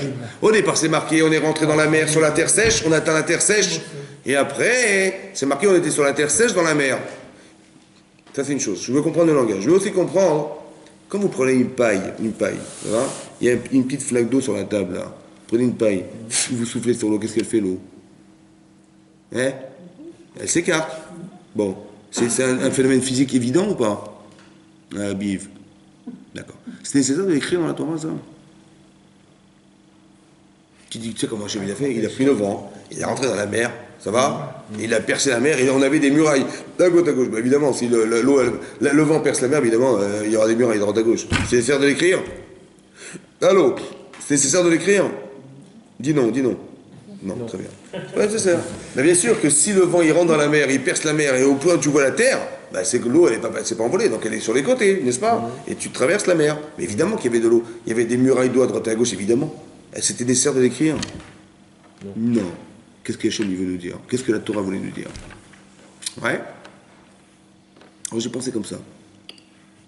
Parce qu'il y a une Gemara dans Sota qui dit là-bas, caché zivugo shel adam, c'est dur de trouver un partenaire, zivug, un conjoint, comme l'ouverture de la mer Rouge. C'est dur de trouver un partenaire, un conjoint, comme il est dur d'ouvrir la mer Rouge. Caché zivug shel adam qui crée le souffle, comme l'ouverture de la mer Rouge. Ça va? Mais je ne sais pas compris, qu'est-ce que la Gemara voulait dire. C'est là au début de Sota, ouais. C'est difficile de trouver un conjoint comme il est dur d'ouvrir la mer Rouge. Voilà. Vous dire pour qui? Dur pour qui? Hachem, lui, c'est pas dur pour lui, pour Hachem. Et trouver une personne, c'est pas dur. Pour Hachem, c'est pas dur. Pour qui c'est dur? Pour la personne. Pour la personne. Pour nous, c'est dur. Mais qu'est-ce qui est dur? D'y croire, pas d'y croire. D'y croire. C'est dur comme l'ouverture. Ouais. Quand vous réfléchissez intellectuellement, je vais trouver une femme, je vais l'aimer, je vais l'épouser. Je vais trouver un mari, je vais l'aimer, je vais l'épouser. Combien de temps ça va durer? De la trouver ou de... Elle laisse le temps. Combien de temps ça va durer d'être marié avec Elle laisse le temps. Hein? Combien de temps ça va durer? Est-ce que tu peux garantir intellectuellement que ça va durer éternellement? Donc comment tu te maries alors? Et il y a des gens qui ont tellement peur, ils se marient jamais. Tu vois? Bah oui, c'est comme ça, bah ils ont peur. Attends, mais parce qu'ils intellectualisent. Et attends, ils n'ont pas tort. C'est dur d'accepter ou pas? Mais c'est de la émouna, ça, mon chéri. Oui, non? Ouais. Mais non. Quelle émouna? Alors écoutez-moi bien. Pourquoi on a pris le phénomène de la mer Rouge? Qu'est-ce que ça a à voir avec la mer Rouge? Avec la mer Rouge. Alors c'est vrai qu'ils ont crié Hachem, c'est une preuve d'émouna, c'est sûr. Mais moi je voulais prendre ça. Quand vous êtes devant la mer, ça va? Qu'est-ce que vous voyez? Hein? De l'eau. Bon. Quelle couleur elle a l'eau? Ben ça dépend. Si le ciel est gris, ben elle est grise. Si le ciel est bleu, elle est... Mais c'est quand même bizarre que je ne vois pas le fond de la mer, tout en sachant que l'eau est transparente. Quand vous mettez les mains dans l'eau, vous voyez qu'elle est transparente. Comment ça se fait qu'on nous cache le fond de la mer? Hein? Mais non, le bleu que tu vois, c'est quoi? C'est le bleu qui cache. C'est d'où il vient le bleu? Du ciel. Le ciel cache le fond de la mer. Ça va? Le ciel te cache le fond de la mer. C'est un miroir. Voilà, un miroir. Mais pourquoi Hachem il a fait que ce soit un miroir qu'on ne puisse pas voir? C'est bizarre, non? Ouais. Alors que c'est transparent. Ouais. Tu prends un verre d'eau, tu remplis d'eau, tu vois le fond du verre. Mais là, tu vois pas le fond de la mer. Pourquoi on nous cache le fond de la mer? Deuxième chose, dites-moi, il y a plus de richesse sur la terre ou dans la mer? Pourquoi? Parce que sur la planète, il y a 2 tiers de mer, 2 tiers d'eau et 1 tiers de terre. Donc en vérité, il y a plus de richesse dans la mer ou dans la terre? Tu la vois, la richesse de la mer? Non. Qu'est-ce qu'il veut Hachem? Pourquoi il nous la cache? Ah, écoute-moi bien. Si tu as le courage de rentrer dans l'eau, tu la verras. Et si tu n'as pas le courage, tu la verras jamais de ta vie. Et si tu l'as jamais vue, tu ne peux pas croire ce qui peut s'y exister si tu ne rentres pas dans l'eau. Ça, tu dis, tu sais ce que j'ai vu dans la mer? J'ai vu des poissons, comme cette salle-là.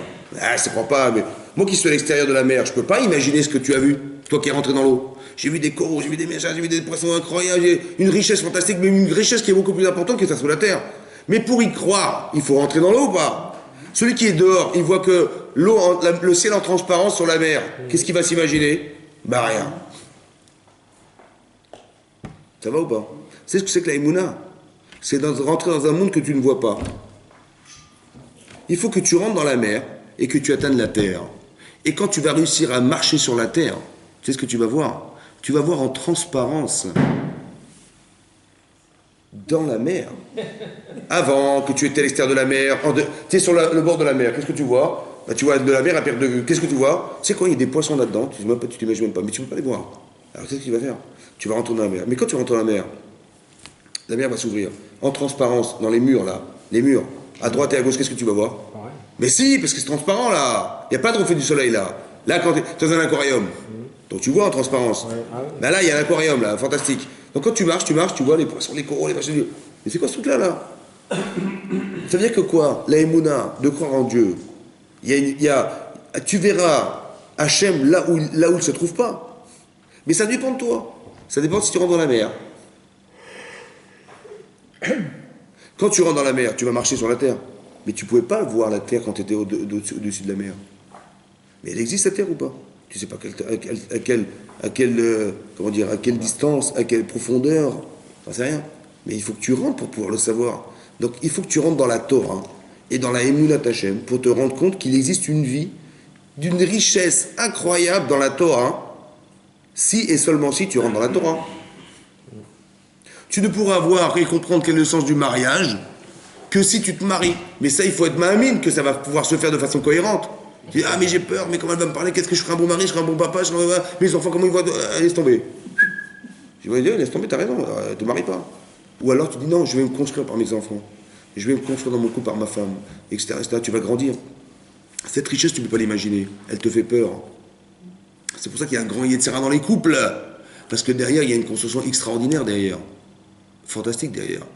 C'est comme il est difficile de rentrer dans la mer, d'avoir le courage de rentrer. L'autre, il est jusque là. Vas-y, rentre. Vas-y, entre guillemets, détruis ta propre vie au détriment de ta émouna.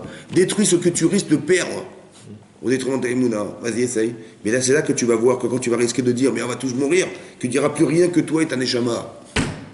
Que là, Hachem, il va se manifester à toi. C'est ça la émouna Hachem. C'est ça l'ouverture de la mer Rouge. Que tu vas marcher sur la terre sèche.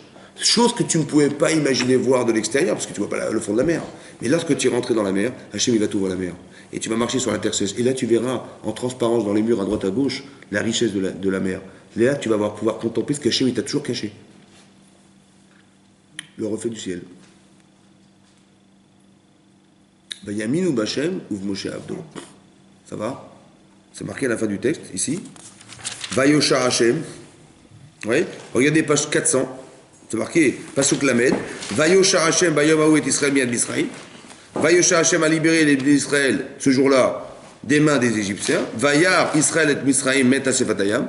Ont vu Israël, les Égyptiens morts au bord de la mer. Vayar Israël et Ayad Gedola. Il a vu Israël, la grande main, la main puissante d'Akadosh Baruch Hu, Asher Asa, qu'il avait fait des Misraïm en Égypte. Vayireu Aam. Et ils ont craint le peuple. Vayaminu Bachem, ils ont cru en Dieu, Moshe, Abdo et à Moshe, son serviteur. Ça va? La crainte d'Hachem. Dites-moi, il craignait Hachem ou pas avant? Ben, je sais pas, quand tu vois les plaies d'Égypte, ça ne crée pas de la crainte, toi? Oui. Bon, alors c'est quoi cette crainte-là? Ben, Yérou Hachem. Il craignait déjà Hachem déjà depuis longtemps, déjà, non? Non? Vayaminu Bachem. Il croyait pas en Dieu avant? Hein? C'est quoi Vayaminu Bachem? Ils ont cru en Dieu et en son serviteur Moshe. C'est quoi Vayaminu Bachem? Comment le Zohar il pose cette question? Le Zohar.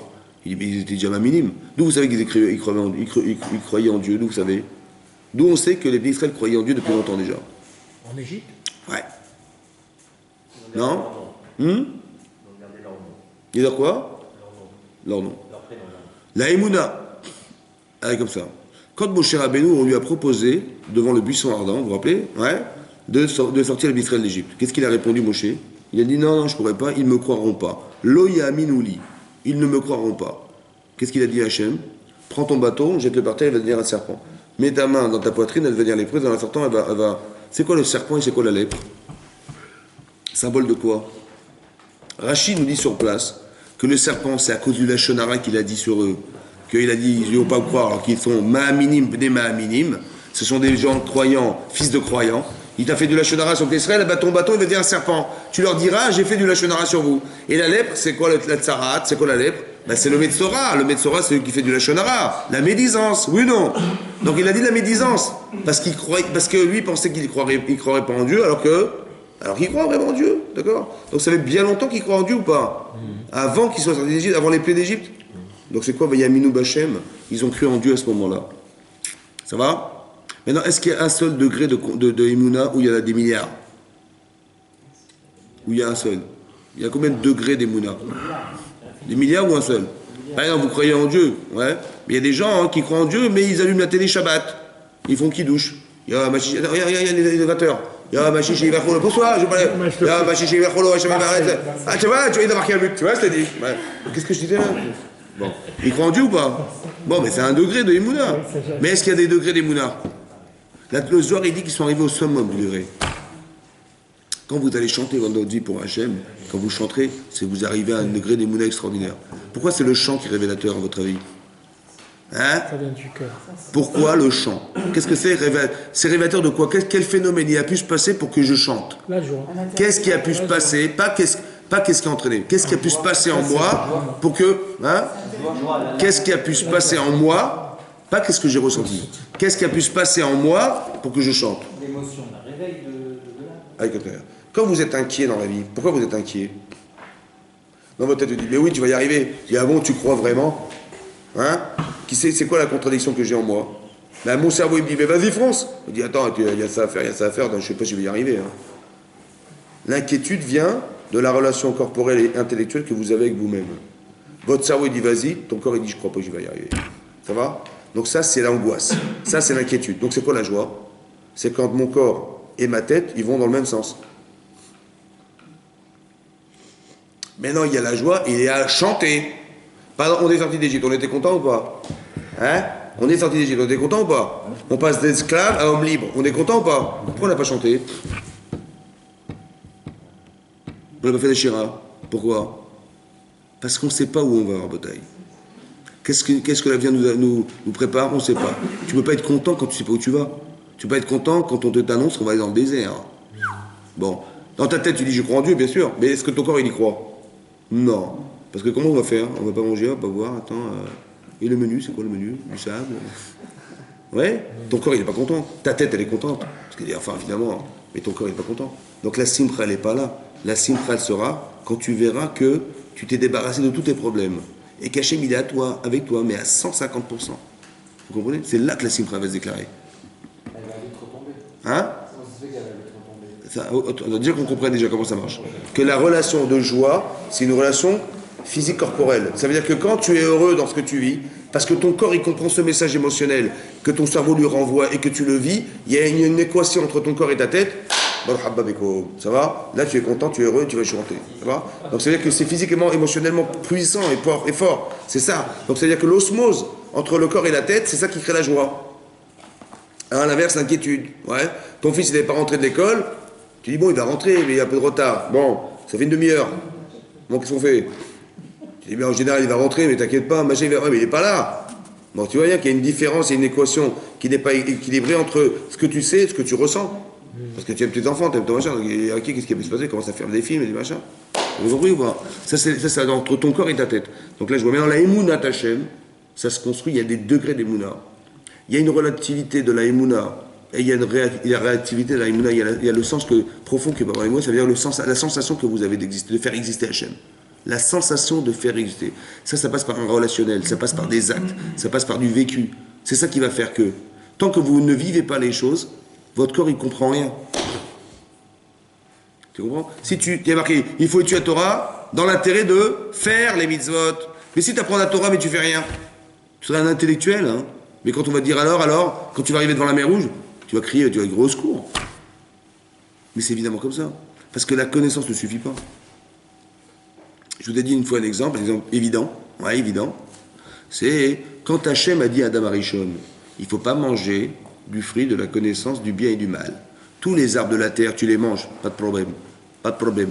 Ouais, mais celui-là, tu ne manges pas. Il savait ou il ne savait pas? Il savait ou pas? Ça l'a empêché de manger ou pas? Donc tu vois bien que la connaissance ne suffit pas. Que tes intérêts sont des fois plus puissants que la connaissance que tu as de ne pas faire. Tes intérêts sont plus forts que de savoir que tu n'as pas le droit de faire. Donc qu'est-ce qu'il faut faire alors pour ne pas faire? Mais il faut nourrir émotionnellement le désir de ne pas faire. Il faut que tu aies honte, il faut que tu craignes Hachem, la crainte d'Hachem, ça va? Quand tu as peur d'Hachem, tu as peur. Quand on voit dans la paracha qu'on les voit à Hira, ouais, au final, est-ce qu'ils auraient pu faire Teshuvah les Égyptiens? Dit Rachid là-bas que non. Parce que, dit Hachem, je savais qu'ils ne feraient pas Teshuvah Shlema. Teshuvah, complètement, ils ne feront pas. Mais alors à quoi ça sert d'envoyer des plaies puisqu'ils ne font pas Teshuvah? Ça sert à rien. Nous-mêmes. Alors Hachem il dit, je vais les envoyer quand même. En exemple pour vous, pour que vous puissiez voir et vous craigniez Hachem. Vous puissiez constater qu'il y a une justice dans le monde. Ça va? Donc tout ce qui se passe dans le monde, en fait, n'a de sens que pour montrer qu'il y a une justice dans le monde, ouais, et qu'Hachem il est là, il ne doit pas abandonner, hein, et que nous on arrive à tirer des enseignements de vie, qu'on ait peur, la crainte d'Hachem, ouais, que tout n'est pas vain. Tu peux pas ce que tu veux dans ta vie. Ça va, il y a des règles. Ça va. Comme il y a des règles de conduite, ouais, regardez la cohérence. La cohérence. Si quelqu'un, il brûle un feu rouge, qu'est-ce qui se passe pour lui? Et il est attrapé par la police, qu'est-ce qu'on lui fait? Des points. On enlève des points et une amende. Ça va? Bon. Dites-moi, moralement, s'il brûle au feu rouge, qu'est-ce qui peut se passer? Accident de voiture, il peut tuer quelqu'un? Un passant, il l'écrase ou pas? Mais non, pourquoi on lui dit pas, écoute mon chéri, il n'y aura pas d'amende. Il n'y aura pas d'amende, mais sache que tu es un criminel. Ça marche ou ça marche pas? Non. Ça marche pas. Mais attendez, d'être un criminel, c'est plus que perdre 4 points quand même. Comment ça se fait que perdre 4 points, tu bifres, il y en a un direct. Hein. Ah ouais, parce que 4 points, tu imagines, il y a la police, 4 points, oh. Mais si je suis un criminel, mais non, je suis pas un criminel moi. Mais je sais conduire, c'est marrant, je vais éviter, tu penses bien, je sais conduire. Ouais, non. Pourquoi pourquoi on arrive à se justifier de brûler un feu rouge lorsqu'on sait qu'on va être un criminel, ouais, et que quand on va perdre 4 points, on s'arrête. Comment c'est possible? Par exemple, on vous donne un jeton dans un magasin, ça va, pour le caddie. Bon, tu arrives à un magasin, tu arrives à Auchan, tu dis bonjour monsieur, bonjour, oui, bonjour, oui. Voilà, j'ai un petit jeton à vous offrir pour le caddie. Bon, qu'est-ce qui se passe? Tu fais tes courses et tout. T'as ton jeton, on te l'a donné, il est gratuit. Qu'est-ce que tu fais? Tu retournes à l'endroit où on dépose les caddies, tu récupères ton jeton gratuit et tu rentres chez toi. Mais s'il n'y avait pas de jeton, qu'est-ce que tu aurais fait avec le caddie? Tu aurais rempli ta voiture et tu l'aurais jeté et tu serais parti. Et le type qui cherche un caddie, qu'est-ce qu'il aurait fait? Il aurait été à 300 mètres là-bas où tu as garé pour aller chercher son caddie. Mais comme en vérité on t'a donné un jeton gratuit, ouais, et que t'as pas envie de cavaler, chercher un autre jeton la prochaine fois, tu vas ramener le caddie à sa place, récupérer ton jeton, comme ça t'as ton jeton dans ton portefeuille, et quand t'as besoin de caddie, t'as 0 euros. C'est vrai ou pas? Gratuit! Mais jette-le le caddie, c'est pas grave. Non. Vous avez compris, c'est un truc de malade. Ça veut dire comme ça, quand tu sais que tu perds, t'es discipliné. Quand tu sais pas que tu perds, t'es pas discipliné. Tu vas perdre des points. Ça sert à rien de rendre les gens moraux s'ils n'ont pas peur au départ. Vous avez compris ce que je veux dire? C'est un truc de malade. T'as peur de perdre? Tu ramènes ton caddie, hein? Oh là là! Mais il faut que tu aies la peur de perdre ton jeton. Parce que la prochaine fois, si t'as pas de jeton, tu vas t'embêter. T'as pas d'euros, t'as pas de jeton, qu'est-ce que tu fais? Ah, tu prends des balles à la main? Ah non! Donc, il faut le jeton. Voilà. T'as peur de perdre un jeton. C'est un truc de fou. Hein. Combien ça coûte un caddie? 500 euros. Ça coûte 500 euros. Le type, il est prêt à payer 500 euros, mais il est sûr que tu vas ramener le caddie. C'est pourquoi? Les jetons. Les jetons. C'est un truc de malade. C'est-à-dire que quand tu perds, tu fais attention. Mais c'est corporel. C'est corporel. Vous comprenez ou pas? Tu vas perdre des points, tu vas t'arrêter. Mais tu dis, mais si tu t'arrêtes pas, tu te rends compte, mais tu peux tuer un enfant. Mais non, qu'est-ce que tu parles? Mais c'est la vérité. Ce qui nous fait plus peur, c'est ce qu'on risque de perdre. Vous comprenez? C'est une folie. C'est comme ça que ça marche. Donc il faut créer la hirat shamaïm pour avoir peur de perdre. Excusez-moi, c'est un principe d'éducation ou pas, avec les enfants? Au départ, ouais. C'est pas une finalité en soi, mais c'est une nécessité. Parce que l'insolence, elle peut venir du fait qu'on n'ait pas peur. Tu vois? Après, l'insolence, elle peut venir aussi d'autre chose. Il y a marqué Vayiré ou Ham et Hachem. S'ils ont craint Hachem, ils ne le craignaient pas déjà depuis longtemps, non? À votre avis? Quand tu vois les pieds d'Égypte, oh, non, tu vois ça, tu dis, oh là là, tout le monde, c'est ce qui est arrivé à nous. Bon, t'as la crainte ou pas? Ça, c'est la crainte de quoi? De voir qu'au final, il y a une justice et que le type qui fait des bêtises dans la vie, bah, il reçoit sur la tête. Ça va? Bon. Cette chose-là est nécessaire pour avoir peur, pour ne pas faire n'importe quoi. C'est marqué dans la Torah, Reshit Chochma, le débarrage de la Chochma, Yirat Hashem. Si tu n'as pas de frontière à ce que tu n'as pas le droit de faire, tu n'auras jamais de Chochma dans ta tête. Ça va? Voilà. La Chochma, c'est d'avoir peur. T'as pas peur d'oublier? Eh ben, tu retiendras jamais. T'as pas peur d'être mal vu? Eh ben, tu ne seras pas un type bien. Ça va? La peur d'être mal vu, la peur d'être un mauvais exemple, la peur de... Ça te construit, malheureusement c'est comme ça. Mais c'est comme ça, oui ou non? Et quand t'as pas peur, eh ben tu fous rien de la vie, de la journée. T'as pas peur de rater ta vie? Eh ben tu te restes allongé sur ton canapé, tu t'attends. Je dis, mais attends, mais le temps que tu perds, mais tu vas devoir le rattraper. Le temps que tu rattrapes, tu te rends compte, il va falloir faire beaucoup plus d'efforts. Mais j'ai pas peur. Mais c'est vrai, si t'avais eu peur, t'aurais été un élève superbe. T'as peur d'avoir une mauvaise note, t'as peur de mal travailler, t'as peur d'être mal vu par les gens, t'as peur qu'on dise à tes parents, votre fils, catastrophe. T'as peur de ça, mais j'ai peur que mes parents ils reçoivent un message pareil, mais je vais travailler. Ça va? La peur construit, ça va? Mais ça suffit pas, bien entendu, parce que ça fabrique des angoisses de la terre. Bon. Bah, qu'est-ce qu'on veut, nous? On veut que la personne arrive à autre chose. Laquelle? La ira qui est marquée ici. La vaïreu Ha'am et Hachem. Ils ont eu peur, Hachem. De quoi ils ont eu peur? Comme ça. Quand tu vois le chesed qui t'a fait, Hachem, il t'a sauvé la vie. Par exemple, quelqu'un, hein, tu étais en train de te noyer, et un type, il t'attrape par ta chemise, il te tire de l'eau. Ouais, il te tire de l'eau, tu es en train de te noyer, la vague elle passe, un type, il t'a chopé, il t'a sorti de l'eau. Ça va? Et tu es en train de t'essouffler comme ça, et tu vois le type, tu dis, mais comment je peux vous remercier? Il dit, mais c'est rien, c'est normal, je vous ai sauvé la vie, c'est normal. Tu te sens redevable ou pas? Tu as envie de l'inviter chez toi? Tu vas lui offrir des cacahuètes? Hein? Tu vas avoir peur de ne pas respecter ce qu'il est pour toi. C'est la peur, la crainte qui vient, l'inquiétude qui vient du respect. C'est pas la peur de la police, c'est pas la peur de la justice, c'est la peur de ne pas être à la hauteur de ce que tu lui dois. C'est la peur de décevoir celui qui t'a sauvé la vie. Vous avez compris? C'est une autre peur. Ça, c'est la peur qui vient après le fait qu'on ait vu la main grande, la grande main qu'Hachem il a dévoilée pour nous dans cette ouverture de la mer Rouge. Il nous a sauvé la vie, ça va? Il est devenu existant pour nous à ce point que maintenant j'ai peur de le décevoir. J'ai peur de mal faire pour lui. Vous avez compris ou pas? Donc quand on a développé cette émouna très très forte, on arrive à une autre crainte. Il y a deux craintes. En fait, il y a la peur de ce qui pourrait m'arriver, à un premier niveau, mais il y a la peur d'autre chose. Il y a la peur de décevoir, comme avec nos parents. Vous avez compris? De craindre sa mère. C'est pas d'avoir peur qu'elle me mette une fessée. Parce que la fessée est abolie. Hein. Bon. Mais c'est peur de quoi? De décevoir ma mère. Je lui dois tellement. Ça va? Que maintenant j'ai peur de mal agir. J'ai peur qu'elle le prenne mal. J'ai peur de la vexer. J'ai peur que finalement je n'ai pas respecté ce qu'elle était pour moi. Vous avez compris? C'est une autre ira. C'est ça la ira Hachem. La vraie ira Hachem. Il y a la ira Hachem d'avoir peur des avérotes qu'on fait. Et ça, il faut nécessairement penser qu'il va nous arriver quelque chose. Ça, c'est la ira aussi. Mais il y a la ira du Ranesh, donc la punition. Il y a la ira, la crainte de savoir qu'Hachem il est dedans. Par exemple, on fait de la prière. Voilà. Imaginez-vous, je parle à mon ami Yves. Ça va? Voilà. Il me parle, il me reparle, il me parle. Après, il dit, excuse-moi, je pense à autre chose. Qu'est-ce que tu m'as dit? Répète-moi ce que tu m'as dit. J'ai honte parce que je t'ai pas écouté. Bon. Mais quand on fait la prière, combien de fois il vous arrive de vous envoler? Hein? Combien de fois? Est-ce qu'une fois dans votre vie entière, il vous est arrivé de faire une prière sincèrement, hein, du début à la fin, sans voler? Ça vous arrive? Mais du début à la fin, hein, sans penser à autre chose. Très rare. Mais je devrais avoir honte et je devrais avoir peur d'échapper. Mais ça arrive quand on a peur, justement. Oui, j'ai compris, mais c'est ça. Mais c'est-à-dire le minimum, c'est-à-dire intellectuellement, tu parles à Hachem ou pas?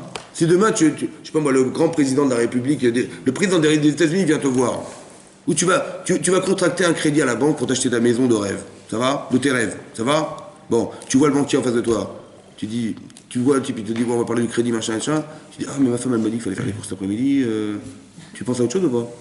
Hein? Mais tu peux pas. T'es tellement pris par le désir d'aboutir à quelque chose. Donc quand est-ce qu'on échappe? Là, je vois que je peux pas échapper, c'est impossible, ça va? Je peux pas échapper. Donc quand est-ce qu'on échappe alors? Pourquoi on échappe à la prière? Mais tu parles à Hachem quand même, oh. Intellectuellement, ça se fait pas. Et deux, comment tu peux échapper en sachant que tu parles à Kadosh Baruch Hu, Birchot de Basmo? Comment tu fais? Vous savez pourquoi? Parce qu'il n'est que virtuel. On le sait, mais il n'est pas vivant. Si on avait vraiment conscience qu'Hachem existait, est-ce qu'on n'aurait pas honte de parler dans le vide? Ouais, bien sûr. Donc combien il pèse Hachem? Ben, il ne pèse pas assez pour que j'arrive pas à échapper. Que mes intérêts, ils sont plus forts que sa connaissance. C'est effroyable ou pas? Mais c'est logique, c'est comme ça. Que tant que tu nourris pas cette conscience, par ton vécu, alors Hachem, il est là, mais il est là. Vous avez compris? Yaminu Bachem, c'est là qu'on arrive à l'Emouna. C'est que l'épreuve, elle est là pour me construire. On ne demande pas des extrémités. Mais c'est un chesed, je vous dis, à n'importe quel niveau qu'il soit, même le plus extrême qui est, c'est celui-là, n'est-ce pas? Tu vois qu'Hachem, il t'a fait un chesed de 100%. Pourquoi? Parce que là, tu ne peux pas douter que c'est lui. Vous avez compris pas? Dans ta vie de tous les jours, quand tu reçois ta parnasse à la fin de ton mois, tu dois dire, mais c'est Hachem ou pas? Bien sûr. Ça t'a permis de faire des missions avec? Bien sûr. Mais on ne se rend pas bien compte parce que c'est quelque part nous aussi. Mais c'est que quand tu ne peux rien faire que tu vas t'en rendre compte Bémet à 100%. Donc c'est ça la clé de Souf. C'est un enseignement de vie pour dire que quand tu vois que tu ne peux pas t'en sortir, avec tes enfants, avec ta femme, avec tes machins, tu vois, et que tu vois que tu ne trouves pas de solution, bah, ou tu changes, ou tu demandes à Hachem de t'éclairer, parce que toi tu ne la vois pas la solution. Et bien l'ouverture de la mer rouge, c'est ça l'ouverture. Il y a un éclairage, il va t'arriver un truc dans ta tête, tu dis, ah ouais, mais c'était même pas envisageable, mais qui va te permettre de solutionner ta vie, tu vois. Et quand tu as reçu ça, tu dis merci Hachem. Et là, tu construis les mounas, parce qu'en vérité, quelque part, tu étais dans une forme de détresse, dans un fossé, dans un trou, et que là, on t'en a sorti de ce trou. Et qui c'est qui t'a sorti du trou? C'est pas venu comme ça, c'est venu parce qu'Hachem existe. Donc tu reconnais qu'Hachem il est derrière, parce que c'était impossible de t'en sortir, et ça a comblé un vide énorme en toi, qui va permettre de construire chez toi ce qui était vide au départ. Mais comment ne pas oublier quand ça va bien? C'est ça le problème. Hein? Comment ne pas oublier que De savoir que là, tout ce qui... ça va très mal. Alors, L'Égyptien derrière, la mer devant. Ouais. Ou quand on est Oui. face à Hachem devant notre prière, malheureusement, c'est Ben. quand ça va très mal. Oui. Ou alors là, on a peur et on prie. D'accord, c'est ça que j'expliquais. Tu vois, quand il a eu cet enfant, finalement, Avraham Avinu, il était content ou pas? Ça allait très bien. Ouais, Il a voulu faire un grand kiddush Hachem. ouais, Il fallait dire merci Hachem à ce moment-là. ouais. Parce que tu vois d'où tu viens, tu vois ce que tu es devenu, tout en sachant que tout ce que tu obtiens, c'est lui. Et tout ce que tu es, c'est lui. Donc en vérité, ça devrait être permanent, même quand ça va bien. Quand tu réfléchis, tu décides, tu penses bien. Ben parce qu'on t'a appris la Torah, on t'a appris ton métier, on t'a appris des trucs. D'abord, tu es reconnaître. Et quand tu as bien pensé, tu as des bons conseils à donner. C'est Hachem, il t'a donné la chorma quand même. Donc tu dis merci. Indépendamment du fait que les gens te remercieront du bienfait que tu leur apportes, tu dis mais moi je vous dois rien. C'est Hachem qu'il faut remercier. Tu comprends? Un peu comme. Mais il faut arriver à cultiver ce rapport. C'est ça. C'est ça. Tu vois? Comme il leur a dit. Utiliser ce rapport quand ça va très bien. Mais bien sûr, mais c'est ça qu'il faudrait faire. Comme tu dis, tu vois, on avait dit une fois au cours, on a dit que les filles de Yitro, elles ont dit à leur père, un homme égyptien nous a sauvés. Alors, le pshat, le sens littéral, c'est qu'elles ont pris Moshe pour un Égyptien. Il était habillé en Égyptien, il a dit, voilà, un Égyptien nous a sauvés. Ça, c'est le pshat. Mais en vérité, le Midrash Rabbah explique autrement. Il dit, voilà, quand elles sont venues, elles étaient embêtées par des bergers. Ça va? Qu'est-ce que fait Moshe? Il intervient, il les sauve. Et elles ont dit merci à Moshe, qui les a sauvés. Et il dit, mais ne me remerciez pas moi, mais remerciez l'Égyptien que j'ai tué, il y a une cinquantaine d'années, ouais, et qui, à la suite de ce crime, j'ai été jugé, condamné, et je me suis sauvé. Et bien, si je me retrouve là, c'est parce que je l'ai tué. Donc remerciez-le lui. Ish Mitzri, cet homme égyptien, c'est pas moi, c'est lui. T'as compris ce qu'il a dit? Pourquoi il a fait ça? Pour nous habituer à remercier ce qui était la source de ce que tu vis. Tu comprends? Tout ce que tu as, ça vient d'Hachem. Remercie l'origine, c'est ça. Et lui, il aurait voulu créer ce réflexe de dire, mais c'était moi, bien sûr, c'est moi qui ai intervenu, c'est moi qui suis intervenu, c'est moi qui vous ai sauvé la vie, bien entendu. Mais je dis, mais si l'Égyptien, je l'avais pas tué derrière, j'aurais jamais été là aujourd'hui. Ça va, parce que je me suis sauvé de l'Égypte. Donc je ne serais jamais été là. Donc remercie-le. C'est lui l'origine, en fait. C'est lui l'origine. Vous avez compris? Si tu t'habitues à réfléchir comme ça, tu ne pourras jamais. Même quand ça va très très très bien, tu dis merci à Hachem.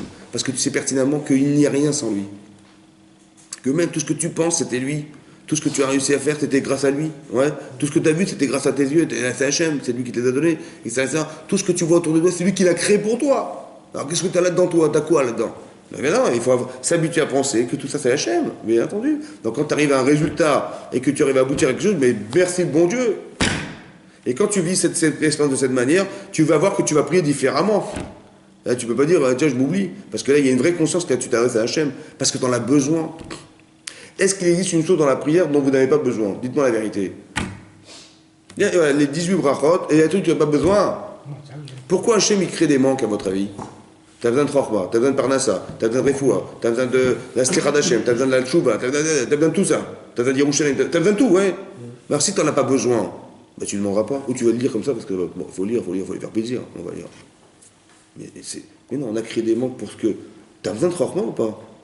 Mais plus t'en as besoin, plus tu vas faire appel à lui. Et moins tu vas échapper. Par exemple, t'as appris que quelqu'un, un ami à toi, il est malade, mais vraiment gravement malade, ça va? Bon, t'as besoin de la réfléchir les mains ou pas? Bon, mais les médecins disent, bon, on ne peut pas faire grand-chose. Parce que t'as besoin de qui? Bon Dieu. Souvent, tu vas prier Hachem pour la réfléchir les mains de cet ami. Tu vas dire, ah mais cet après-midi, j'ai un rendez-vous, tu vas penser à autre chose ou pas? Mais non, tu te sens impliqué dans la chose. Le problème, c'est l'implication. Le baromètre du Yetzer, c'est combien tu t'impliques. Si tu as du Yetzer, c'est que tu n'es pas assez impliqué. Si tu n'as pas de Yetzer, c'est que tu es impliqué. Donc il faut réfléchir à qu'est-ce qui me manque avant de m'adresser à Kadosh Baruch Hu. Qu'est-ce qui me manque?